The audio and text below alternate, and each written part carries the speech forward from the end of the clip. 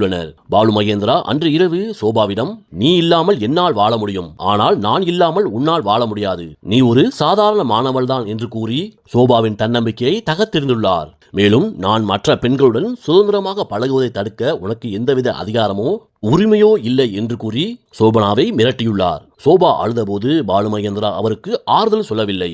மாறாக, உனக்கு தைரியம் இருந்தால் செத்து தொலை என்ற ரீதியில் வக்கிரமான சொற்களை வீசியுள்ளார் பாலு மகேந்திரா. தன்னுடைய காதலனுக்காக பெற்றோரை உதறி தள்ளிவிட்டு தன்னுடைய கணவனே கதியின்றி வந்த அந்த 17 வயது சிறுமிக்கு தனது கணவனே தன்னை வெறுப்பதையும் ஏமாற்றுவதையும் தாங்கிக் கொள்ள முடியவில்லை. பாலு மகேந்திரா அந்த இடத்தை விட்டு வெளியேறிய சில நிமிடங்களிலே மிகுந்த மன உளைச்சலுக்கு ஆளான சோபா தன்னுடைய அறையில் மின் விசிறியில் சேலையால் தூக்கிட்டுக் கொண்டார். சோபா இறந்த செய்தி கேட்டு அதிர்ச்சி அடையாமலும் அஞ்சாமலும் தான் இதிலிருந்து எப்படி தப்பிப்பது என்றுதான் யோசித்துள்ளார். சோபா இறந்த சில மணி நேரங்களிலேயே அந்த சம்பவத்தை சுற்றியிருந்த காட்சிகளை